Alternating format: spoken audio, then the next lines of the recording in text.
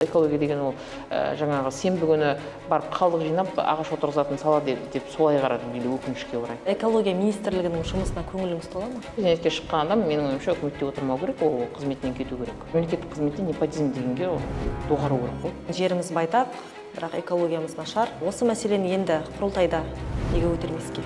Құрылтайда жаңағы 148 депутаттың ішінде кем дегені оны эколог болу керек, кәсіби эколог болу керек. Қазақстан экологиясы қалыпты елге айнала ала ма? Ірі ластаушы компаниялардың сойылын соғып отыр. Қазақстанда әлі Жасылдар партиясы жоқ.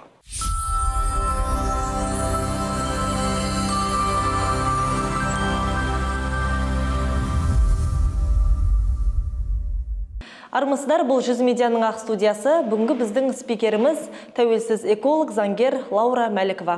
Лаура ханым, студиямызға қош келіпсіз. Қайырлы күн. Біз таза Қазақстан деп жалаулатып жүргенде ең өзекті экологиялық мәселелер тасада қалып жатқан жоқ па? Мысалы, халықаралық IQ Air ұйымы Қазақстанды ауасы ең лас топ 30 елдің қатарына қосып жатыр. Иә, шын мәнінде де мына біздің мемлекеттік статистиканың өзін қарайтын болсақ, денсаулық сақтау министрлігінің статистикасын қарайтын болсақ, бізде жалпы Қазақстан бойынша тіркелген аурулардың ішіндегі ең бірінші орында тұратын бұл тыныс алу жолдарының аурулары. Сондай-ақ мынау Алматы сияқты, Өскемен сияқты географиялық жағдайы нашар орналасқан, тау бөктерінде орналасқан және көмір жағатын қалаларда аллергиямен ауыратын адамдардың саны көбейіп жатыр жылдан жылға. Яғни бұның барлығы біздегі мына жаңағы ауа сапасының нашар болғанынан болып отыр. Яғни соның салдары болып отыр. Басты себептері бұл жылыту маусымында көмір жағу және өндірістік қалалар. Мысалға Атырау, Өскемен, Павлодар, Теміртау, Қарағанды қалалары. Бұл қалаларда мынау алпауыт өндіріс кен орындары қаланың шетінде, қаланың ішінде орналасқан. Сондай Ақтөбе қаласында да осындай мәселелер бар. Сондықтан осы мәселені шешу үшін бізде энергетика саласында мына көмірдің үлесін қазіргі уақытта 80% бізде энергия осы көмір жағудан алынады. Ол көмірдің ішіндегі Шұбаркөл сияқты күллілігі 13% емес, ең сапасы нашар сыртқы нарықта ешкім сатып алмайтын екібастұз көмір жағады. 42% күллілігі. Мысалға Алматыда осы көмірді жағады. Астанада да жарым-жартылай осы көмірді жағады. Содан жылыту маусымында біз кешкі уақыттарда ауаның сұртысын көреміз, немен тыныс алып жатқанымызды көзімізбен көріп жатамыз. Біздер неге осындай шын мәнінде маңызды, үрей туғызатын статистикаларды халықаралық ұйымдардың есептеулерінен ғана естіп отырамыз? Неге айтпаймыз, әлде айтқызбайды ма? Біздің тәжірибешілік экологтар қауымдастығы деген ұйымымыз 2018 жылы құрылды. Бірден бір себебі осы ауаның ластануы болды. Кезінде мына Астанада 2017 жылы желтоқсан айында, сол экспо өткен жылы қатты смог болып, 2-3 күн бойы смог болып, көріш тұрған кеңсе көрінбей қалған кезде осы мәселелерді мен жазып Facebook әлеуметтік желісінде шешімдерін көрсеткенмін. Содан кейін Астана әкімдігі тарапынан осындай бір үлкен жиын болды. Сол жиынның барысында осы ауаның ластануы неден болып жатыр, оның көмірден болып жатқанын барлығын біз анализдерін көрсеттік және газдандыру керек деп осындай ұсыныстарды айтқанбыз. Осындай жиындардың нәтижесінде Астана қаласының экологиясын жақсартуға бағытталған кешенді жоспар құрылды 2018-2020 жылдарға қарай. Сол жоспарға сәйкес осы Сарыарқа газ құбыры салынып, Астананың жаңа газдандыруы сол кезде басталған болатын. Қазіргі уақытта Астанада жеке сектордың 60% газға қосылған. Біздің экологиялық кодекстің 205 бабына сәйкес әр елді мекен, әсіресе облыс орталықтары және республикалық маңызы бар қалалар, бұлар жаңағы ауаға шығатын ластаушы заттардың жиынтығы деген құжатты дайындау керек. 5 жылда бір рет дайындау керек, орысша сводный том ПДВ деп айтылады. Сол жерде жаңағы ластаушы көздерін шығатын, жылжымайтын, жылжымайтын ластаушы көздерін, автокөліктерден шығатын, жеке үйлерден шығатын ластаушы заттардың бәрі есептеледі. Міне осы жаңа есептеу методикасын ретке келтіру керек. Мысалға Алматыда не үшін былтырғы жылдың желтоқсанында жаңағыдай ауаның сапасын жақсартуға бағытталған ережелерді қабылдап, жаңағы белгілі бір уақыттан кейін шыққан автокөліктер қаланың орталығына кірмейді деп шектеу қойып қойды. Себебі олар осы жаңағы құжатқа негіздеп шешім қабылдаған, ал бұл құжаттың методикасы дұрыс емес. Бұл құжаттың жаңа жасалған кезінде мынау автокөліктерден шығатын азот оксиді ластауыш заттарын көмір жаққаннан шығатын қалқыма бөлшектер PM2,5-пен салыстырған. Оны екеуімен салыстыруға болмайды. Мысалы, алма мен алмұртты біз салыстырмаймыз ғой. Сол сияқты нәрсе бұл жерде. Әр ластауыш заттың өзінің түрі болады, олардың белгілі бір шекті концентрациясы болады. Жалпы Алматыдағы ауаның ластанып жатқаны бұл көмір жаққаннан. Сондықтан бірінші кезекте Алматы қаласында бірінші көмірден газға толықтай көшіп алу керек.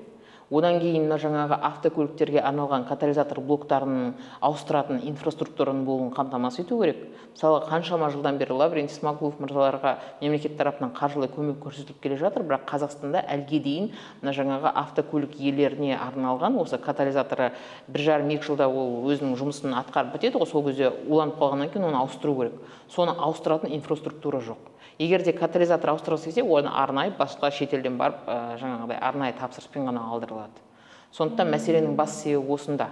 Мәселенің бас себебі ол автокөліктің ескі немесе жаңа болған емес. Тіпті жаңа автокөліктердің өзі жаңағы ластауыш заттары нашар болып жатады. Мынау мониторинг нәтижесі бойынша. Сондықтан осы бағытта жаңағы автокөлікшілердің лоббисімен емес, Алматыдағы Эко-Алматы сияқты бір жеке мекеменің лоббисімен айналысудың қажеті жоқ. Қазіргі уақытта мынау экологиялық кодекске Пономарев мырза осы лобби жасап, осы мекемелерді баптар енгізгісі келіп отыр. Ол мүлдем дұрыс емес. Себебі бізде Қазақстан бұл унитарлы мемлекет. Унитарлы мемлекетте бір ереже болады. Сол бір ережеге барлық мекендер, елді мекендер, қалалар бағыну керек. Яғни бізде мынау қадағалау функциясы экология департаментінің тиесілі, демек экология департаменті өзінің жұмысын ары қарай жалғастыру керек. Оны Эко-Алматыға беру дұрыс емес. Сондай-ақ жаңағыдай халықтың ішінде алалап, сенің машинаң 2005 жылғы екен, сенің машинаң 2020 жылғы екен деп қаланың ортасына кіргізуген ол дұрыс емес. Себебі бұл жерде экологиялық тұстан қарайтын болсақ, ол шығып жатқан ластауыш заттарына байланысты болу керек. Яғни біздің экологиямызды бұзып жатқан бірінші кезекте көлік емес, жаңағы көмір болып тұр. Көмір, бұл қаншама жаңағы ғылыми зерттеулердің нәтижесінде дәлелденген. Көмір жалпы әлемде ең лас энергия болып саналады, энергия көзі болып саналады. Сондықтан мысалға Германия елі, Швеция елі өздерінің көмір кен орындары болса да, оларды жауып, олар мысалға шеттен газ алып отыр, немесе баламалы энергия көздерін көбейту. Себебі көмір ол ең лас энергия көзі. Көмірді мысалға газбен салыстырғанда алдын ала тазалап алу мүмкін емес. Сондықтан оны оның ішіндегі барлық жаңағы күкіртте, басқа да қоспалар, қалқымалы бөлшектер барлығы сол жаққан кезде шығады. Сондықтан бізде осы бағытта мына көмір химиясын дамыту керек. Яғни көмірден сұйық отын түрлерін алу, көмірден газ алуды дамыту керек те, ал бірақ жылыту қазандықтарында көмірді тікелей жағуға тыйым салу керек жақын болашақта. Халықаралық ұйым бізді топ 30 елге қосып отыр, ең лас ауасы. Сонда расымен де біздің елдің экологиясы сондай нашар деген сөз ба бұл? Өскемен қаласында мысалға былтыр жылы қан айналымы ауруларын емдейтін емхана да салынды.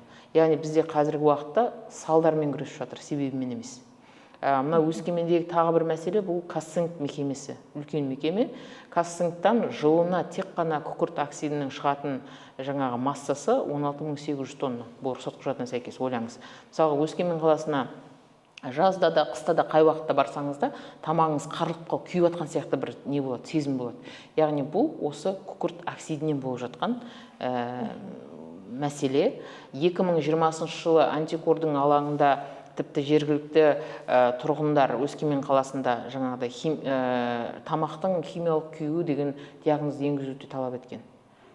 Қазіргі уақытта олар мысалға дәрігерлерге жүгінсе де, оларға осы жаңа Қазцинктің ластануынан болып жатыр деп жазып бермейді ол жерде дәрігерлер. Оны ертең сотта дәлелдеу де қиын да. Сондықтан осындай бір мәселе болып тұр. Ал негізі мынау Өскемен қаласында орналасқан ластаушыларды қарайтын болсақ, ТМК бар, Қазцинк бар, ТЭЦ бар, солардың ішіндегі ең алпауыты бұл Қазцинк. Негізі бұндай мекемелер қаланың ішінде болмау керек, оны қаланың сыртына шығару керек. Мысалға Ташкент қаласында осы жақында болған өңірлік экологиялық саммитте Өзбекстан мемлекетінің президентінің өкілі сөз сөйледі. Сол жерде Өзбекстан мен Қазақстан арасында таза ауа деген жаңағы мемлекет аралық инициативаның іске қосылғанын айтты.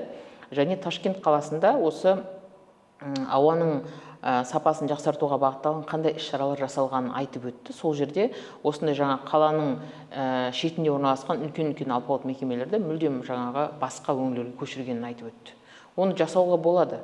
Бізде Өскеменде қазір сау халықты ауру қылып отыр. Осы Қазцинктің жұмысының салдарынан. Оны түсінеміз, алпауыт мекеме, бірақ енді алпауыт мекеме екен деп біз сау адамдарды ауру қылып, оны ертең емдеп, ол жерде жаңа қан айналым ауруларын емдейтін аурухана салып, салдармен күрескенше себебімен күресу керек қой. Біздің экологиямызға зиян тигізіп отырған, бірақ қол сұғылмайтын ірі компаниялар бар ма? Өкінішке орай бар.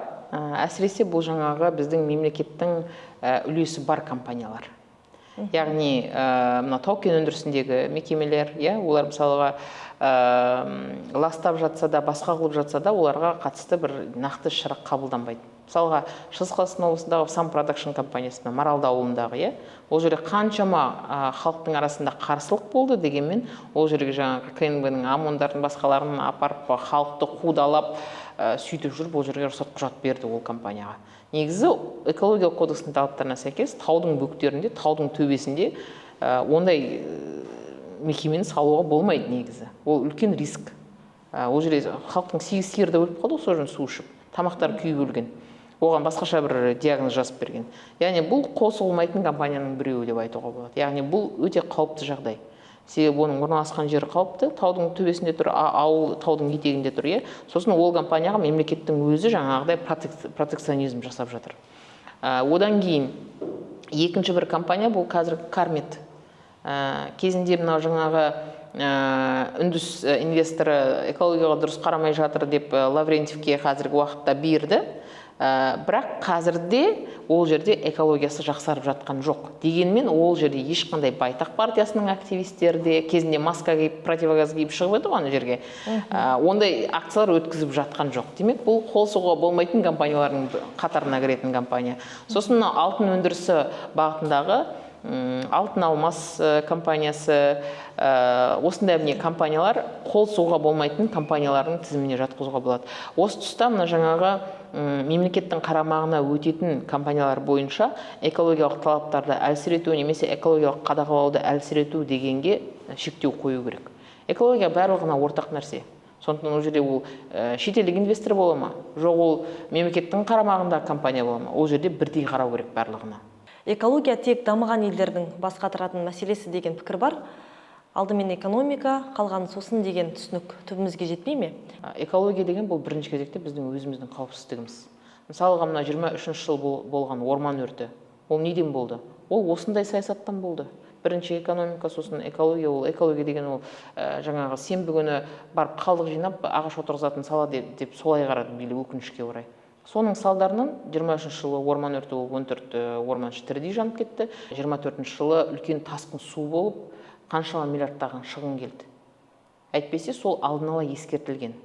23 жылдың қарашасында арнайы оларға Қазгидромет тарапынан ақпарат берілген. Сондай-ақ 24 жылдың наурызының басында арнайы ақпарат берілген.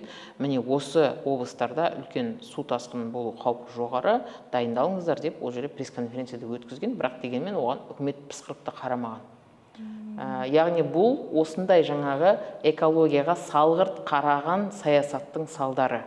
Сондай-ақ айта кету керек, бізде мысалы білім саласында, денсаулық саласында, қаржы саласын алсаңыз да, бұл салаларға өзінің мамандарын тағайындайды да, ал мынау экология саласында бір тоқалдан туған сияқты кім көрінсе соны тағайындай салады министр қылып. Ол дұрыс емес мүлдем. Экология деген бұл кәсіби маман. Бізде жылына осы экология саласында 10-ға жуық жоғары оқу орындары 3000-ға жуық экологтар дайындап шығарады. Одан бөлек мына жаңағы экология саласында жобалаумен айналысу үшін кем дегенде 3 жылдық тәжірибесі болу керек. Ал соған қарамай бізде министрліктің басында не кәсіби білімі жоқ, не кәсіби тәжірибесі жоқ адамдарды министр етіп қояды да, олардан тағы шешім күтіп отырады.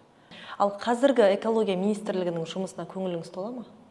Қазіргі уақытта басында жалпы енді Нысанбаев мырза жақсы бастады, дегенмен зейнетке шыққалы бері жұмысты шетке сырып қойды. Ол байқалып отыр. Мына жаңағы ауа сапасы бойынша стандарттар қабылдану керек болған 24 жылдан қалмай, ол стандарттар әлге дейін бекітілген жоқ. Одан кейін тарихи ластанған аймақтар бойынша ешқандай жұмыс жүргізіліп жатқан жоқ. Эко-қолдау деген жаңағы жасыл дамудың жаңағы жұмысына қатысты көп шағымдар айтқан болатынбыз, олар әлі жүзеге асырылған жоқ. Мына қалдықтарды жинаушылар егер эко-қолдауға қатысамыз десе, қалдық өңдеушілер оларға айтыпты, біз сіздерден онда 2 есе төмен бағада қабылдаймыз.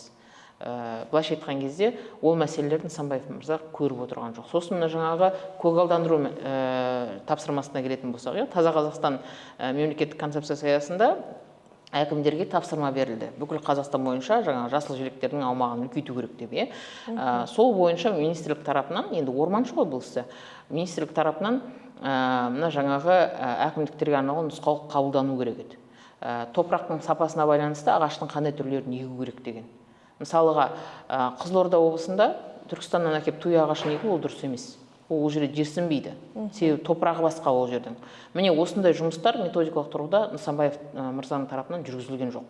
Сондай-ақ мына орман шаруашылығын барынша материалдық техникалық жағдайын жақсартуға қатысты да жүйелі іс-шаралар қабылданған жоқ. Яғни жүйелі іс-шаралар дегеніміз не?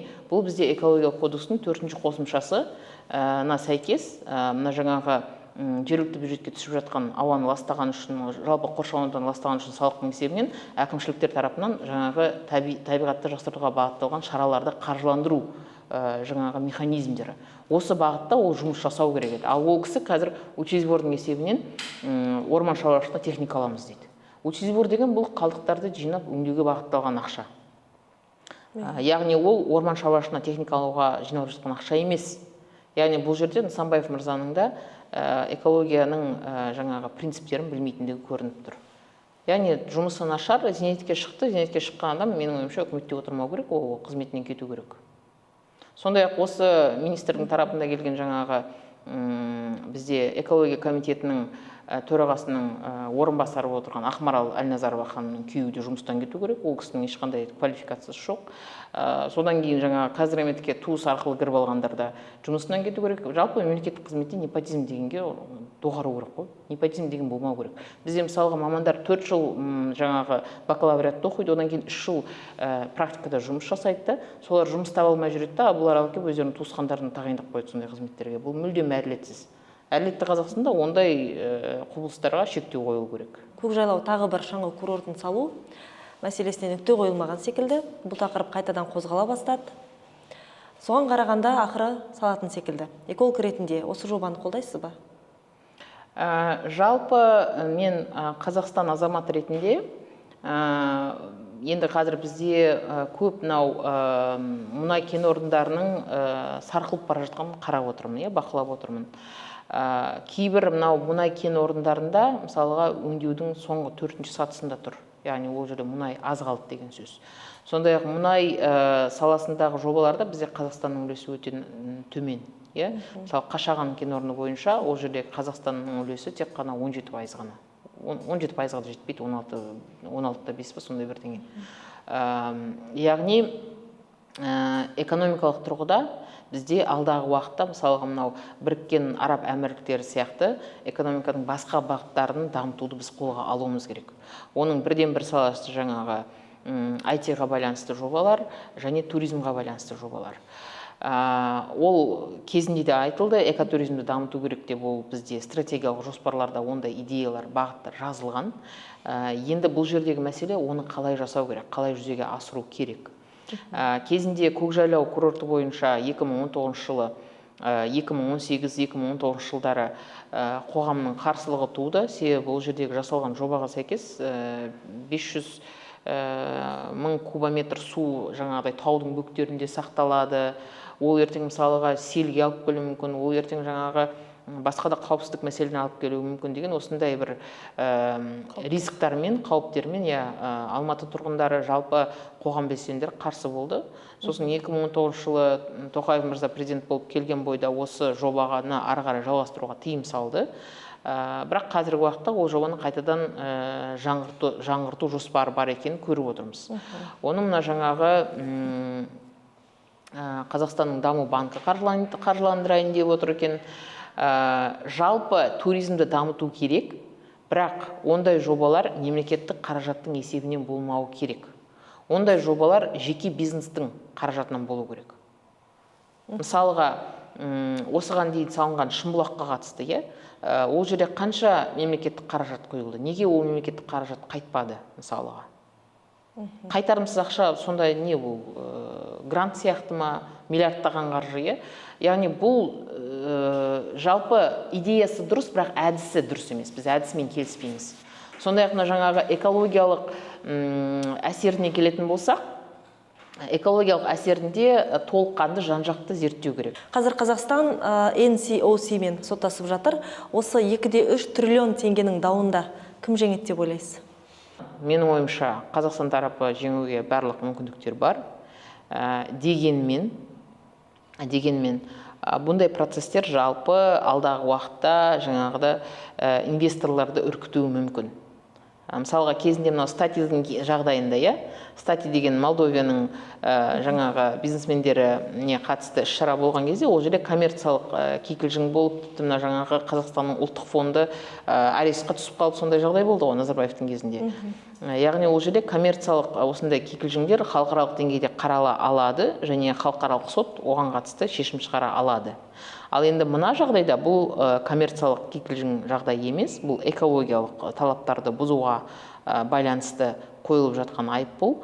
Сондықтан бұны Қазақстан тарапы алуға мүмкіндігі барынша бар. Мен осыған қатысты тағы да бір ойым, мүмкін Қазақстан осыған байланысты өзінің үлесінде арттыруға бір жоспары бар шығар осы жобада.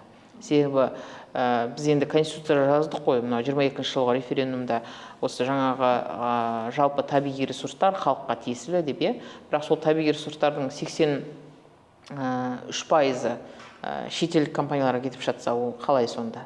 Сондықтан осындай мұнай кен орындарындағы, басқа да жаңа кен орындарда Қазақстанның үлесін арттыруға бағытталған іс-шара сияқты көп болып көрінеді маған. Атом электр станциясын салатын болдық, бір емес бірнешеуін. Бұл шын мәнінде экологиялық мәселені шеше ме? Әлде жаңа экологиялық және технологиялық қауіптің бастауы болуы мүмкін бе? Жалпы бұл жобаның барлық тәуекелі жалпақ жұртқа ашық айтылып жатыр ма? Негізі бейбіт атом бұл әлемнің дамыған елдерінде жұмыс жасап тұрған жобалар. Мысалға, біз үлгі тұтатын Швецияның өзінде 10-ға жуық атом электростанциялары бар. Францияның 60%-ға жуық энергиясы осы атом энергиясынан алынады. 30 жыл бойы көмір жағып отырдық қой енді. Ары қарай да көмір жағып отыра алмаймыз. Себебі көмір деген өте лас. Көмір деген біздегі жаңағы тыныс алу жолдарының ауруларын тудырып жатыр. Көмірмен салыстырғанда атом энергиясы әлдеқайда таза. Ауаға шығатын ластаушы заттар жоқ атомда. Себебі ол жерде жану процесі болмайды. Ол жерде мүлдем басқаша процесс. Ол жерде нейтрондармен атқылайды. Сол жаңағы осы атомдық деңгейде бөлшектердің ыдырауынан болған энергиядан жаңағы электроэнергиясы алынады. Жылу электроэнергиясы алынады.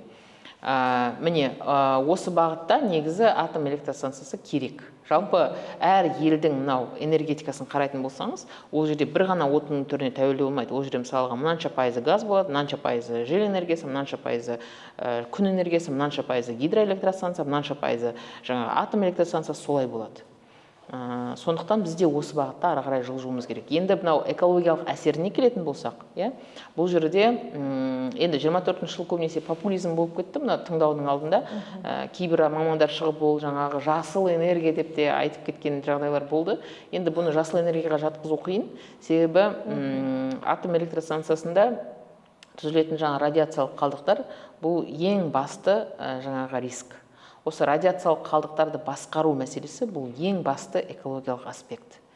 Яғни оны кім басқарады, оны кім тасымалдайды, оны қайда тасымалдайды. Міне осы мәселе.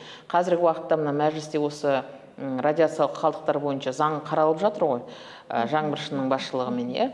Ол жердегі жаңа экологиялық кодекстен радиациялық қалдықтарды басқару шығару ол дұрыс емес.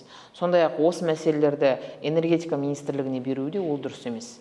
Себебі энергетика министрлігі онсыз да атом электростанциясының салынуын басқаратын болады. Олар қалдықтарды да өзі қарайтын болса, ол жерде конфликт интересов болады. Ертең мысалға бір мәселе туындаған жағдайда олар оны көрсетпеуге тырысады.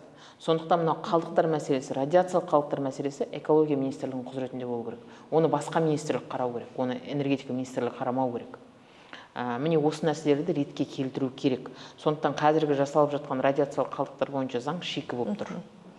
Жалпы болашақта ондай объекттер болу керек, бірақ ол объектілерді салуда және эксплуатация жасауда өте қатаң жаңағы қауіпсіздік талаптарын сақтау керек. Ол жер жаңа непотизмға салынып туыстарын тағайындап қойып ертең анау Чернобыльден өткен жарылыс болып жатса, ол әрине болмайды. Сондықтан осы тұста непотизм, жемқорлыққа түгелдей тиым қою керек. Ол жерде КНБ өте жаңағыдай белсенді жұмыс атқару керек. Сіз мәжілісте бірде-бір эколог депутат жоқ депсіз. Алда келе жатқан саяси дода осыны түзетуге мүмкіндік бе? Бізде енді байтақ Жасылдар партиясы бар. Расымен жеріміз байтақ, бірақ экологиямыз нашар. Осы мәселені енді құрылтайда неге көтермеске? 98 депутаттың ішінде мәжілістегі біреуі де эколог емес. Мысалға, мынау экология комитетін басқарып отқан Жаңбыршын мырзаның өзі эколог емес, ол энергетиканы оқып келген адам. Соның салдарынан мынау экологиялық кодекске енгізіп жатқан жаңағы өзгерістер бойынша да бекерге уақыттың басым бөлігін сол инструменттер түсінбеуден кетіп жатады. Мысалға, Тумашинов деген депутат мүлдем басқа нәрсені айтып отырады. Халықов деген депутат мүлдем экологияға жоқ бірдеңелер айтып отырады. Сондайда уақытын алады мына жұмыс тобының. Себебі олар эколог емес. Сосын ол жерге жаңағы осы экологиялық кодекс бойынша жұмыс тобына кіріп алғандардың басым көпшілігі бұл кезінде алпауыт ластаушы компанияларда заңгер, механик, директор болып істеген адамдар. Олар былайша айтқан кезде сол ірі ластаушы компаниялардың сойылын соғып отыр. Сондықтан осындай жаңағы бір теріс құбылыстардан бізде экология жақсармай жатыр жүйелі түрде. Сондықтан айтып отырмыз, алдағы құрылтайда жаңағы 148 депутаттың ішінде кем дегені оны эколог болу керек, кәсіби эколог болу керек. Мына экология комитетіне кіретін депутаттар, олар тек қана осы кәсіби мамандығы жұмысы бойынша ғана кіру керек. Ол жерде жаңағы алпауыт ластаушы компаниялардың өкілдері кіріп алып, жаңағы экологиялық кодекстің мына талабын алып тастайық, экологиялық кодекстің ана талабын алып тастайық деп айтып отыру, лобби жасау, ол мүлдем дұрыс емес. Енді мына байтаққа келетін болсақ, 2023 жылы осындай Жасылдар партиясы деп тіркеді. Бірақ ол жерде шыны керек, ол ешқандай Жасылдар партиясы емес. Сол партияны басқарып отырған Азаматхан Амиртай мырза, ол өзі бизнесмен, экономист. 20-21 жылдары Талдыкөл мәселесіне қатысты, ол жерде ол балшық, оны кептіру керек, оны құрту керек деп солай интервьюді берген. Яғни көлді құрғату керек, құстарды мекендейтін орнынан кетіру керек деген адам, ол экологияны басқара алмайды, экологиялық партия бола алмайды. Жалпы моральдық тұрғыда да оның экологпын деп айтуға да құқығы жоқ, оның ешқандай кәсіби білімі де жоқ. Сондықтан бұл партияға экологтардың арасында ешқандай сенім жоқ. Оны Жасылдар партиясы деп айтуға келмейді. Бұл псевдо Жасылдар партиясы. Қазақстанда Жасылдар партиясы жоқ, шыны керек. Егер сізге Қазақстанның экологиясына қатысты бір заң қабылдау мүмкіндігі берілсе, ең алдымен нені өзгертер едіңіз? Бірінші кезекте экологиялық кодекстің талаптарының орындалуын қамтамасыз ету бойынша экология министрлігінің жұмысын ретке келтіретін едім. Бірінші кезекте. Қазіргі уақытта экология кодексті қабылданды, жазылды, бірақ орындалып жатқан жоқ. Мәселенің басым бөлігі сода. Қазақстан экологиясы қалыпты елге айнала ала ма?